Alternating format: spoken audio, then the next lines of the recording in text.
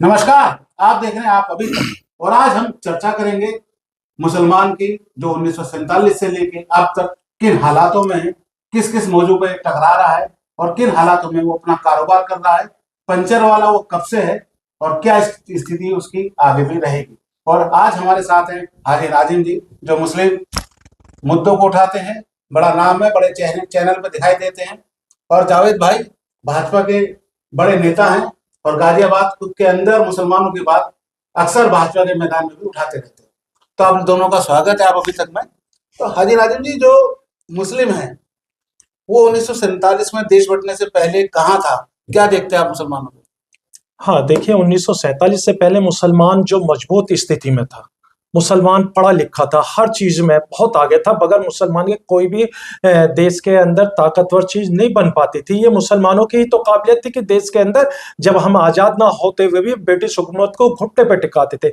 ये मुस्लिम आबादी तो थी, लेकिन आज 1947 के बाद हमने देखा कि जो हम 37% सरकारी नौकरी में थे, आज 1 से 1.5% रह गए। तो यह कहीं ना कहीं मुस्लिम समाज के लिए बड़ी दुखदाई बात है कि 1947 से लेकर 2025 के बीच में हम लोग कितना सिमटते चले गए। 37 से 1 से 1.5% पे हम लोग आ गए। लेकिन इसका हम लोग यही कहेंगे कि किसको जिम्मेदार मानते हैं? किस सरकार के अंदर आपका शोषण हुआ?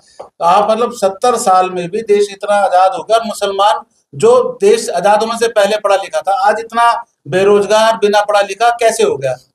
हाँ, देखिए हम लोगों का हर सरकार ने शोषण करा है, क्योंकि वो जानते हैं कि मुसलमान को बहला कर फुसला कर आराम से कंधे पे हाथ रख के उससे वोट ले लीजिए। वोट लेने के बाद फिर उसकी तरफ, मुसलमान की तरफ कोई नहीं देखता। अभी आपको याद हो कि एक सच्चर कमेटी की रिपोर्ट भी थी। सच्चर कमेटी की रिपोर्ट में बाकायदा ये लिखा गया था, कहा गया था कि भारत के अंदर मुसलमानों के हालात दलित से बदतर हैं।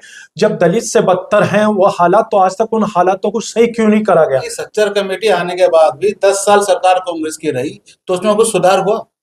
हाँ, देखिए कोई सुधार नहीं हो पाया। ना कांग्रेस की सरकार में सुधार हो पाया, ना भाजपा की सरकार में सुधार हो पा रहा है। हम तो हमेशा कांग्रेस से भी यही सवाल करते रहते थे कि आप हमारी वोट लेते हैं और हमारी वोटों से ही आप सियासत पे बैठते हैं, लेकिन आपने हमारे बारे में कभी नहीं सोचा, कभी भी मुस्लिम समाज को आपने आगे बढ़ाने की कोशिश नहीं करी। और उसी बात को हम भाजपा के सरकार से भी कहते हैं, जो केंद्र के अंदर है, जबकि मुल्क के वजीर आजम कहते हैं कि मुझे मुस्लिम समाज का वोट मिलता। मुल्क के वजीर आजम माननीय नरेंद्र मोदी जी मानते हैं कि उनको मुस्लिम समाज का वोट मिला है। तो आज मुस्लिमों के हालात क्या है? मुस्लिम को कब आप एक ऐसी विचारधारा से जोड़ना चाह रहे हैं? जावेद भाई से पूछते हैं। जावेद भाई, मुसलमानों की बात कर रहे हैं और मुसलमानों का एक तबका पिछले 10 साल से भाजपा को वोट देता है, आप जैसे लोग जुड़े हुए हैं, तो उनका क्या रवैया है, क्या नजरिया है मुसलमानों के प्रति, इस पे थोड़ा सा बताएं। देखिए, भारतीय जनता पार्टी की जहां तक मैं बात करता हूं, उससे पहले चूंकि इस देश में 70 वर्षों तक कांग्रेस पार्टी ने जो है सत्ता में बैठी रही। कांग्रेस के शासनकाल में रंगनाथन मिश्रा जी और साथ ही सच्चर कमेटी की रिपोर्ट आई, जिसमें हालात बद से बदतर हुए। सवाल ये उठता है कि किसी कम्युनिटी विशेष के विकास की हम बात करेंगे या सरकार रहते हुए हम ये बताएंगे कि मुसलमानों के हालात खराब हैं। ये बड़ा अफसोसजनक रहा कि 70 वर्षों में मुसलमानों को सिर्फ और सिर्फ जो है इन लोगों ने बिल्कुल नीचे तुष्टीकरण की राजनीति के तहत उनके हालात बताए, ना कि कांग्रेस ने ये बताया कि इनके हालात को सुधारा कैसे जाए। माननीय मोदी जी की सरकार उत्तर प्रदेश पूरे भारत में सन 2014 में बनी, और माननीय मोदी जी का विकल्प आप देखें कि विजन क्या है, कि वो चाहते हैं कि मुसलमान के एक हाथ में कुरान शरीफ और दूसरे हाथ में कंप्यूटर होना चाहिए। तो निश्चित रूप से आखिरी पंक्ति में बैठे हुए व्यक्ति के लेकर माननीय मोदी जी बहुत संकल्प के साथ एक कार्य कर रहे हैं कि मुस्लिम समाज जो है मुख्य धारा में जोड़ा जाए। लेकिन जो उत्तर प्रदेश की सरकार है उसका रवैया बताएं, क्योंकि हम बिलोंग उत्तर प्रदेश से करते हैं, आप भी गाजियाबाद से आते हैं।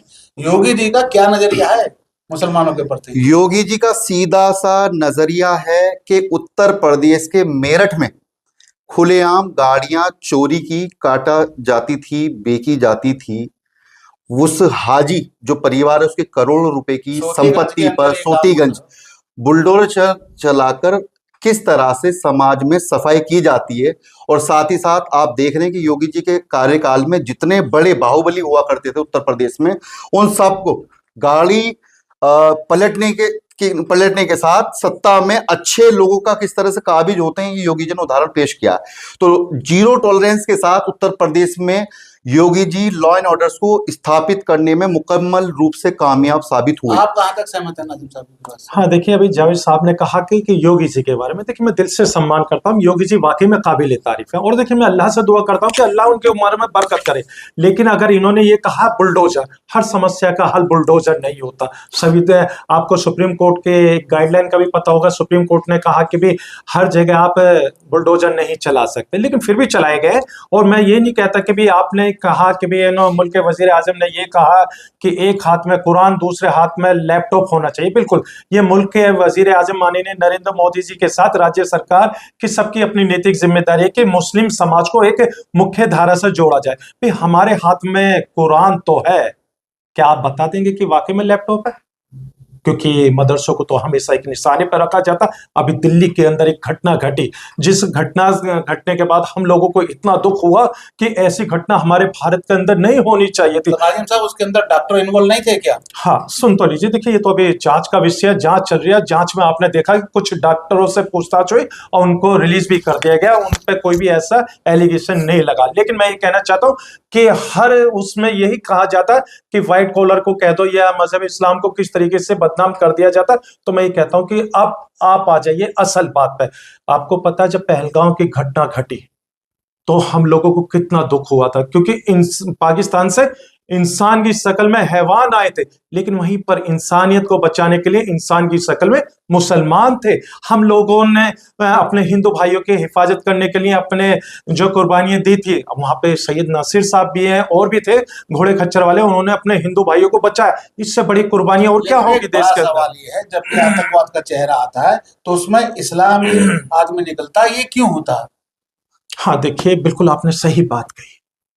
मैं आपकी बात से इत्तेफाक रखता हूं कि हर आतंकवाद में एक नाम एंगल आ जाता है। जैसे अभी नक्सलवादियों पे मैं आ जाता हूं। नक्सलवादियों को कहीं मदरसे से तालीम तो नहीं मिलती, लेकिन नक्सलवादियों ने किस तरीके से भारत के अंदर एक आतंक मचा रखा है। और उसी तरीके से पाकिस्तान के जब ये 10 सेकंड, जब पाकिस्तान के जो आतंकी भारत में आए, हमारे 26 भारतीयों की हत्या करी, तो उसी में जब हमने ऑपरेशन सिंदूर का जवाब दिया तो उसमें हमारी सोफिया कुरैशी बहन थी और व्योमिका सिंह। लेकिन हमारे भारत के अंदर कुछ लोग बहुत पढ़े लिखे थे जो हमारे देश के खुफिया बातें दहशतगर्द मुल्क को भेज रहे थे। वो कौन लोग थे? सही है, अभी नक्सलवादियों के लिए हमारे गृह मंत्री अमित शाह ने इतना बड़ा चला रखा है कि वो कह रहे 2030 तक नक्सलवाद खत्म हो जाएगा। अभी बहुत बड़ा नक्सली मारा गया, उस पर उन्होंने पूरा करा और सारे नक्सलियों को वो सिलेंडर करा रहे। जब भी बात होती है तो कुछ मुसलमान चेहरे उनके पक्ष में खड़े हो जाते हैं, नक्सलवाद वाले तो खड़े नहीं होते। ऐसा क्यों होता है? हाँ, अभी दिल्ली के अंदर आपने देखा होगा पोल्यूशन को लेकर प्रोटेस्ट हुआ था, लेकिन वहां पर नारे जो लगाए गए थे हिडम्बा के अमर रहे, और बहुत सारी ऐसी बातें वहां पर रही। तो हमने खुलकर विरोध करा कि भी भाई हिडम्बा ने हमारे 350 के करीब हमारे अपने भाई भारतीय भाई चाहे सेना हो, इस्लामिक आतंकवाद की, इस्लामिक लोगों की, उसकी आप नक्सलवाद पे पहुंच रहे हैं। हमें ये बताइए ना कि जो आतंकवाद होता है वो मदरसा के कारण क्यों बनता है? इतने पढ़े लिखे डॉक्टर भी अगर ऐसी बातें करेंगे तो जो लोग पढ़ रहे हैं उन पे क्या करा जाएगा? 2 आदमी करते और पूरी कौम बर्बाद होती है। हाँ देखिए, अभी आपने मदरसे की बात करी तो देखिए मैं पुराना इतिहास उठाऊंगा। एक सती प्रथा हुआ करती थी। जब सती प्रथा होती थी तो उसमें राजा राम मोहन राय, उन्होंने सती प्रथा रोकी, लेकिन उन्होंने तालीम कहां से ली थी? उन्होंने ली थी तालीम मदरसे से। और हमारे भारत के पूर्व राष्ट्रपति डॉक्टर राजेंद्र प्रसाद जी ने कहां से तालीम हासिल करी थी? उन्होंने भी मदरसे से तालीम हासिल करी थी। और एक मुंशी प्रेमचंद जी का नाम बड़ा फेमस था, वो हम उनकी भी किताबें पढ़ा करते थे स्कूल टाइम में। तो मुंशी प्रेमचंद जी ने भी मदरसे से तालीम आफ्ताब हुए थे। ये तो मदरसे की तालीम का असर है जो तालीम आफ्ताब हुए। लेकिन जिनके नाम आतंकवाद से जुड़े हुए होते हैं, ना तो उनका कोई धर्म होता है ना कोई मजहब होता, वो सिर्फ और सिर्फ इंसानियत का कत्ल करने के लिए हमारे देश के अंदर आते हैं। तो हमारे मुस्लिम समाज को एकजुट होकर भारत के साथ खड़े रहकर उन आतंकवादियों का मुकाबला करना और उन आतंकवादियों की जो विचारधारा उसको खत्म करने में भारत सरकार का सहयोग करना है। आपके बात सही है, लेकिन जो मदरसे के जो रुख बदला है मोदी जी के आने के बाद से, मदरसों में क्या क्या सुधार हुए और क्या क्या चीज उन्होंने हटाई मदरसे? देखिए भाई साहब, जहां तक बात मदरसों की है तो आज भी कहीं ना कहीं मैं समझता हूं कि देश में सर्वप्रथम हमें राष्ट्र पहले मानना चाहिए।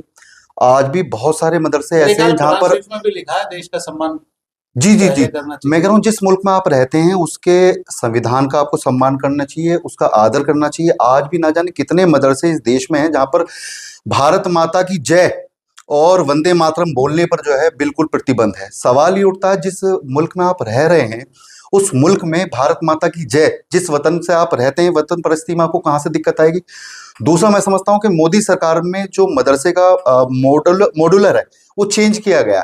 अभी क्या है, अब से पहले मदरसों में सिर्फ और सिर्फ क्या किया जा रहा था, बच्चों को सिर्फ जो है दीनी तालीमात दी जा रही थी, लेकिन वर्तमान परिवेश में उनको साइंस से जोड़ने का, हिंदी इंग्लिश से जोड़ने का कार्य जो है माननीय मोदी जी ने किया है।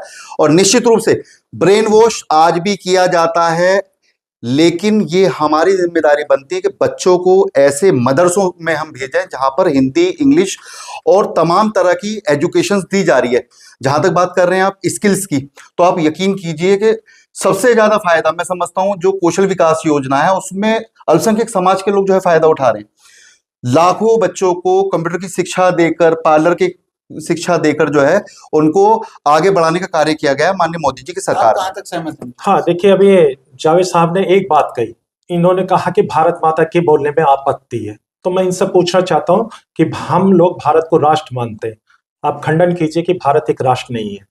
और दूसरी बात, आपने वंदे मातरम की बात की, हम राष्ट्रगीत का सम्मान करते हैं और राष्ट्रगीत का हम सम्मान करते हैं। इसी के साथ हम आपको बता दें, 5 वक्त इस भारत की पाक सरजमी को सजदा करते हैं। और जब हम सजदा करते हैं तो आपको पता होगा मादरे वतन का मतलब क्या होता है। और देखिए, मैं तो एक माँ की कोख से पैदा हुआ और इंशाल्लाह एक वक्त ऐसा आ जाएगा एक माँ की कोख में चला जाऊंगा, तो हम लोगों के लिए इससे बड़े फख्र की बात नहीं है, क्योंकि हम जो है भारत की पाक सरजमी की मिट्टी से बने और इंशाल्लाह एक वक्त होगा कि भारत के पाक सरजमी की मिट्टी में दफन हो जाएंगे। अब आपने कहा कि मुसलमान को राष्ट्रगीत से बड़ी आपत्ति है, आप राष्ट्रगीत पढ़िए, हाजी नाजिम खान आपके साथ पढ़ता है, पढ़िए जावेद साहब, आप बोलिए राष्ट्रगीत के बारे में, हाजी नाजिम खान आपके लाइन टू लाइन बोलता चलेगा, फिर देखते हैं कि भारत का मुसलमान कहां आपत्ति करता। आपत्ति कहीं नहीं करता, लेकिन आपत्ति आप लोग करते हैं, कहते हैं कि मुसलमान नहीं बोल सकता। हमारा राष्ट्रगीत हम सम्मान करते हैं और दिल से सम्मान करते हैं। आज आपको मैं खुला चैलेंज कर रहा हूं कि आप अभी तक के चैनल पे आप राष्ट्रगीत बोलिए, आपके पीछे Haji Nazim Khan line to line बोलता चलेगा। बोलिए जावेद साहब। नहीं, आपकी बात अच्छी, लेकिन सवाल ये नहीं, उठता है, बोलिए, बोलिए, आप सवाल ये उठता है कि यानी कि मदरसों आप में राष्ट्रगीत आखिर नहीं बोल रहे, क्यों ना, पूरे देश के मदरसों में वंदे मातरम आजादी से लेकर तो आप क्यों नहीं गाया गया? वंदे मातरम क्या नहीं कारण बोलते? रहा कि वंदे तो आप मातरम नहीं मुसलमान को देखते ये ही सवाल क्यों एक कहते हैं? आप अभी इंडिविजुअली मुसलमान आप अपने आपसे ऊपर बात आपकी कर रहे हैं, मैं देशभक्ति का कहना चाह रहा हूँ कि प्रमाण आप जो है लेकिन मदरसों की बात कर रहा हूँ नहीं, मैं तो मैं मदरसों की बात कर रहा हूँ, मदरसों में क्यों नहीं गाया जाता जो है? मैं राष्ट्रगीत की बात कर रहा हूँ, आप राष्ट्रगीत पढ़ो। हाजी नाजिम खान पढ़ेगा, हाजी नाजिम खान ने पढ़ा तो मुस्लिम समाज का ये समझना, मुस्लिम समाज पढ़ा, आप पढ़िए। मैं तो करूं, मेरे देश का राष्ट्रगीत है, अगर आप में हिम्मत है तो पढ़िए, क्यों नहीं पढ़ते? या मुसलमान को देखते ही आप लोग एकदम हिल जाते हैं और कहते हैं कि नहीं पढ़िए। यही तो एक नैरेटिव है जो मुसलमानों के खिलाफ फैलाया जा रहा है। वंदे मातरम, जय हिंद, जय हिंद शब्द तो सुभाष चंद्र बोस ने दिया था और उनके साथ शाहनवाज थे, कैप्टन शाहनवाज थे। जो मेरा सवाल था कि पूरे देश में यदि वंदे मातरम जो सोच है प्रत्येक मदरसे में गाया जाए तो क्या गलत हो जाएगा? राष्ट्र हमारे लिए पहले है ना, राष्ट्र पहले है। लेकिन आज भी सच बात यह है, जो ऊपर बैठे हुए लोग हैं, खासकर जो मुस्लिम कम्युनिटी की राजनीति कर रहे हैं, उनको डर लगता है। उनको डर क्या लगता है कि कहीं ये मदरसे अपडेट हो गए तो ये मुस्लिम कम्युनिटी की जो सियासत कर रहे हैं, तुष्टीकरण की राजनीति कर रहे हैं, वो रुक जाएगी। मुसलमान पढ़ लिख गया तो वोट अपने अधिकार से दे पाएगा, उसका कर पाएगा। क्या लगता है कि आपको मुसलमानों को भेड़ की तरह चलाया जाता क्या? वो भाजपा के विरोध में क्यों खड़ा कर देते मुसलमानों को, बाकी लोग समाज क्यों नहीं खड़ा होता? हाँ, देखिए, यहाँ केंद्र सरकार के प्रतिनिधित्व करने वाले जावेद साहब है, मैं इनसे गुजारिश करूंगा कि हमारा मुस्लिम समाज बहुत पीछे है, तो इसलिए आप आर्टिकल 341 को बहाल कर दीजिए, क्योंकि बहुत सख्त जरूरत है आर्टिकल 341। क्योंकि आर्टिकल 341 में क्या है कि अगर दलित धोबी है तो उसको आरक्षण है, अगर मुस्लिम धोबी है दलित में तो उसको आरक्षण नहीं है। हिंदू समाज में अगर कोई नाई है तो उसको आरक्षण है, मुस्लिम समाज में अगर नाई है तो उसको आरक्षण नहीं है। पहले तो आर्टिकल 341 बहाल कर दीजिए ताकि मुसलमान को एक मुख्य धारे से जोड़ दिया जाए। और दूसरी बात एक और कहना चाहता हूँ, आप सच्चर कमेटी को लागू करवा दीजिए। 70 साल में कांग्रेस नहीं कर पाई, 10 साल में भाजपा कैसे कर देगी? हम मोदी जी है तो मुमकिन है, मोदी जी है तो मुमकिन है, भारतीय जनता बिल्कुल हो पार्टी सकता ने है, कार्य मोदी जी है किया। तो मुमकिन है। हम तो देखिए यही उम्मीद कर सकते हैं कि आने वाले वक्त में मोदी जी हैं तो मुमकिन है, मुसलमानों के जो बदतर हालात है वो बिल्कुल अच्छी होंगे, क्योंकि मोदी जी हैं तो मुमकिन है। मुसलमानों के हालात अच्छे होते जा रहे हैं। वैसे आप बता रहे थे आईएएस पीसीएस की बात हो रही थी। जी, सन 2014 से पहले आप देखें, आईएएस और आईपीएस में बहुत संख्या लिमिटेड हुआ करती थी, 10, 12, 15। 2023 में और लगभग 52 जो है IAS IPS अफसर जो है इस देश में चुने गए, सिलेक्ट हुए हैं। साथ ही टॉप 100 में 5 मुस्लिम जो है आए हैं। उसका कारण क्या है कि तमाम सेंट्रल जो हमारी यूनिवर्सिटीज चल रही हैं उसमें केंद्र सरकार द्वारा free of cost IAS PCS का जो है निःशुल्क कोचिंग दिया जा रहा है। तो मुस्लिमों की स्थिति बदली है। दूसरा, जहां तक बात केंद्र सरकार की है भाई साहब, तो केंद्र सरकार ने आप देखा ट्रिपल तलाक सरकार ने लागू किया, ट्रिपल तलाक कानून हुआ, उससे हमारी माताएं बहनें जो है कहीं ना कहीं अपने आप को सुरक्षित महसूस करती हैं। बात करते हैं 370 की, कश्मीर पूरी तरह से आजाद हो गया दहशतगर्दों के जो चंगुल में पड़ा हुआ था। पत्थर बच्चे वहां के फेंक रहे थे 100 500 रुपए लेकर। तो आज कश्मीर की आवाम जो है कहीं ना कहीं अपने आप को अच्छा महसूस करती हैं। और इंशाल्लाह मैं उम्मीद करता हूं कि जो भी वहां से कश्मीरी पंडित पलायन किए बाहर आकर, उनको भी जो है भविष्य में भारतीय सरकार जो है निश्चित रूप से जो है ट्रांसफर करने का और पुनर्स्थापित करने का कार्य करेगी। इसके अलावा आप देखें ये वक्फ बोर्ड पे जो बिल पारित हुआ है, अरबों खरबों की संपत्ति कांग्रेस के शासनकाल में किस पर है, कहां यूज हो रहा है, कहीं कुछ पता नहीं था। ना उसका कोई सर्वे हो रहा था, ना उसका सही तरीके से यूज हो रहा था। सिर्फ वक्फ बोर्ड की संपत्ति को अगर कायदे से यूज किया जाए तो यकीन कीजिए कि इतने सारे इंस्टीट्यूशंस देश में बन जाएंगे, इतने सारे कोर्सेज शुरू हो जाएंगे, इतने सारे निःशुल्क अस्पताल शुरू हो जाएंगे। मुस्लिम कम्युनिटी के साथ साथ भारत के तमाम वासी जो हैं उसका फायदा उठा पाएंगे जो है। तो कार्य किया जा रहा है और आने वाले समय में Bharatiya Janata party uniform civil code के साथ साथ 2 चाइल्ड पॉलिसी पे भी वर्क कर रही है। और मैं समझता हूं कि इस कानून का हक कहीं ना कहीं हित है पूरे देश के जो भी आवाम है। और ये बात मैं जरूर मानूंगा कि सिर्फ और सिर्फ हम लोग मुस्लिमों की बात नहीं करते, सबका साथ सबके विकास के साथ भारत के प्रत्येक व्यक्ति के लिए हम लोग कार्य कर रहे हैं। क्योंकि हमारा भारत एक राष्ट्र है और इस राष्ट्र के तमाम लोग एक दूसरे के साथ सौहार्दपूर्ण वातावरण में अपना जीवन यापन करें। चूंकि इस समय सबसे बड़ी दिक्कत यह है कि पाकिस्तान जैसा देश आए दिन कहीं ना कहीं हमारे आसपास मंडराता रहता है। और भारत इतना स्ट्रांग आज के टाइम में हो चुका है, सिंदूर के माध्यम से हमने जो पाकिस्तान को जवाब देने का कार्य किया है, निश्चित रूप से उम्मीद करता हूं कि आगे भी वो खौफजदा रहेगा, भारत की तरफ आंख उठाने से 4 बार पहले वो सोचेगा। बात करी जाए SIR की, आजकल SIR का मुद्दा गरमा रहा है। भाजपा SIR करा रही है, बाकी पार्टियां विरोध कर रही हैं। SIR का फायदा और नुकसान के बारे में बताएं। हाँ, देखिए SIR की जो प्रक्रिया चल रही है, तो मुझे लगता है कि कहीं ना कहीं SIR लागू करने से पहले 12 राज्यों में इनको अवेयरनेस की सख्त जरूरत थी। क्योंकि देखिए, जब तक आप कोई भी चीज अगर जागरूकता में नहीं लाएंगे तो वहां की जो जनता अपने आप को ठगा सा महसूस करेगी। आपने देखा होगा कितने फार्म लेकर घूम रहे हैं, उनको यही नहीं पता कि भी इसके अंदर भरना क्या है। और 2003 की लिस्ट मांगी जा रही है, उसके साथ कहा जा रहा है कि भी अपने दादा का अगर बाप का जो अगर नाम है उसमें लिस्ट में तो वो करिए। लेकिन मैं ये कहता हूँ कि इससे पहले क्या था, इससे पहले यहाँ जागरूकता की जरूरत थी और घर घर जाके ये बताने की जरूरत थी कि भी आपको SIR के फार्म इस तरीके से भरने और ये आपके नागरिकता के लिए इस तरीके से आपके आगे काम आएगी। आपको लगता है टाइम कम मिला SIR के लिए? हाँ, बिल्कुल बिल्कुल, बाकी सारी चीजें सही हैं। हाँ देखिए, SIR होना चाहिए। हाँ देखिए, मैं ये कहता हूँ कि जो टाइमिंग इन्होंने रखी है वो टाइमिंग बहुत शॉर्ट है। उस टाइमिंग में हम जितने फार्म है उतने फार्म नहीं भर पाएंगे, क्योंकि अभी आने वाले वक्त में आज देखिए 28 तारीख हो गया, अब 4 तारीख तक का इसका टाइम है। तो यानी कुल मिलाकर 6 दिन का समय है। 6 दिन में अभी तक हमारी जो प्रक्रिया है, जो मैं देख रहा था अभी कुछ समय पहले, तो शायद 35 से 40% हुई है। अगर मान के चलिए 50% भी मान लीजिए, तो 50% अब 6 दिन में कैसे प्रक्रिया पूरे कराएंगे? क्योंकि आने वाले वक्त में अभी सर्वर भी डाउन हो जाएंगे, क्योंकि जितना लोड पड़ेगा तो फार्म अगर नहीं भरे जाएंगे उनके, तो उस प्रक्रिया में देश के निर्वाचन आयोग ने आगे की प्रक्रिया क्या रखी है, जिनके फार्म सिलेक्ट नहीं हो पाएंगे। तो आप क्या कहेंगे? SIR जो है वो देश में पहली बार नहीं किया जा रहा, ये 13वीं बार है। इससे पहले सन 2002 से 4 तक, यानी कि 2 दशक पहले जो है SIR किया गया था। इसका मेन जो उद्देश्य है वो क्या है? SIR के तहत जो लोग मृतक हो गए अथवा स्थानांतरण किया उन लोगों ने, तो उनके नाम को त्रुटि रहित जो है मतगणना सूची तैयार करना है। नॉर्मल प्रतिक्रिया, हाँ, नॉर्मल प्रतिक्रियाएं होती रही हैं। और लेकिन इसमें एक फर्क है कि कांग्रेस के शासन काल में जो अब चुनाव आयोग ने नजर डाली है, तो एक एक व्यक्ति का 3-3 जगह वोट बने हुए हैं। भारत सरकार ने, भारतीय जनता पार्टी ने ये तय किया है, यदि आपके 3 जगह वोट बनी हुई है तो सिर्फ आप जो है वोट एक ही जगह फार्म भरें।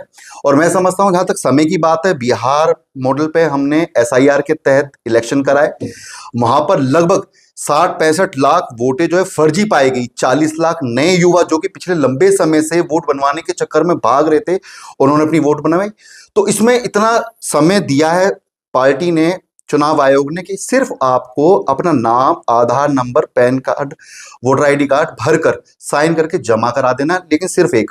और मेरे पास कम से कम 20-50 लोग ऐसे हैं जिनकी 3 से 2 जगह जो है वोटें बनी हुई हैं, और उन्होंने पूछा है कि मैं गांव में भी वोट डालकर आता था चुनाव में और शहर में भी। तो मैंने उनको बताया कि यदि आपने 2 जगह फार्म भर दिए तो आपको जो है कारावास हो सकता है। तो एसआईआर का सीधा सीधा उद्देश्य त्रुटि रहित।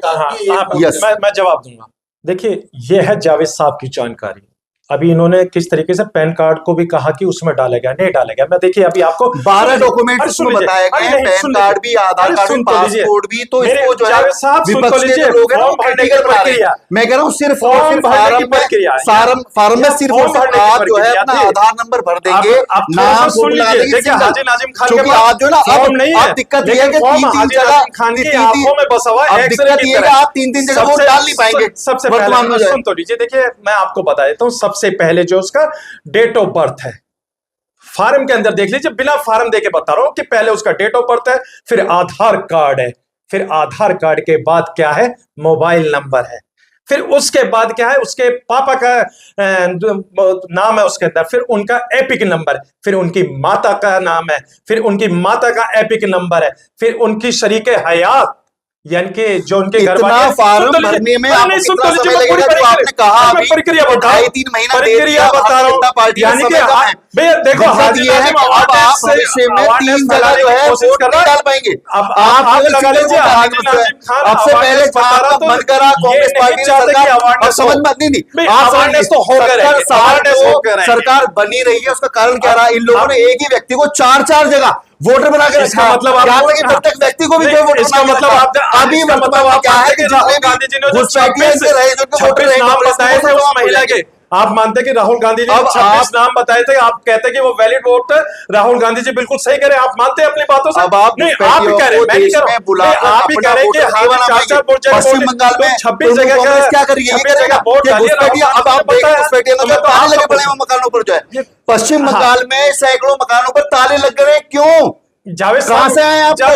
एक बात देश का यदि व्यक्ति है, मैंने इस बात को कहा है केवल एसआईआर से जो डर रहे थे वो घुसपैठे डर रहे हैं। जो व्यक्ति जिसके माता पिता इस जमीन में जमींदोज हैं, कब्र में दफनाए गए हैं, उन्हें डरने की आवश्यकता नहीं है। जावेद को डरने की आवश्यकता नहीं है। मेरा बाप यहाँ का, मेरे दादा यहाँ का, मेरे परदादा यहाँ का, लक्कड़ दादा यहाँ का, घुसपैठियां चीख रहे हैं क्योंकि उनकी वोटों का राइट जो है भारतीय जनता पार्टी छीन रही है। फर्जी वोटों का राइट जो सरकार ममता बनर्जी क्यों घुसपैठी है? मैं अब जावेद साहब थोड़ा सा धैर्य रखिए। देश में रोहिंग्या नहीं आ रहे, देश में जो है घुसपैठी नहीं आ रहे जो है। देखो, तुम मेरे आर्मी पे सवालिया निशान लगा रहे हो।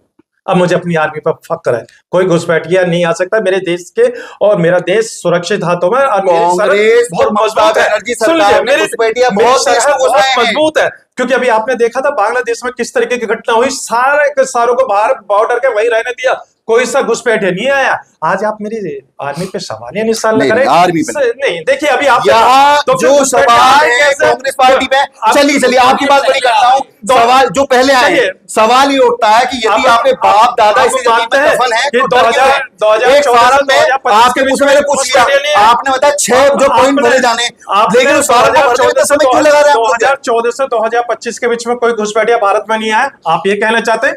जय साहब बताइए, 2014 से 2025 के बीच में कोई घुसपैठिया भारत में नहीं आया। कांग्रेस के शासनकाल में ही रोहिंग्या आप मौजूदा सरकार में आपकी नैतिक जिम्मेदारी बनती है। अल्लाह हैं सर, मैं बताइए घुसपैठिया आए नहीं आए 2014 से 2025 के बीच में? बिल्कुल नहीं आए, उससे पहले के सारे घुसपैठे रहे। अब देखिए, अब हम आपके पुराने जो एसआईआर के माध्यम से आप फैसला करेंगे। नहीं, यदि हमने यदि यहाँ 50 साल से रह रहे हैं, 20 साल से रह रहे हैं, अगर आपसे एक डॉक्यूमेंट्स मांग लिया जाता है, आपसे जनप्रमाण पत्र मांग लिया जाता तो आप परेशान हो जाते हैं।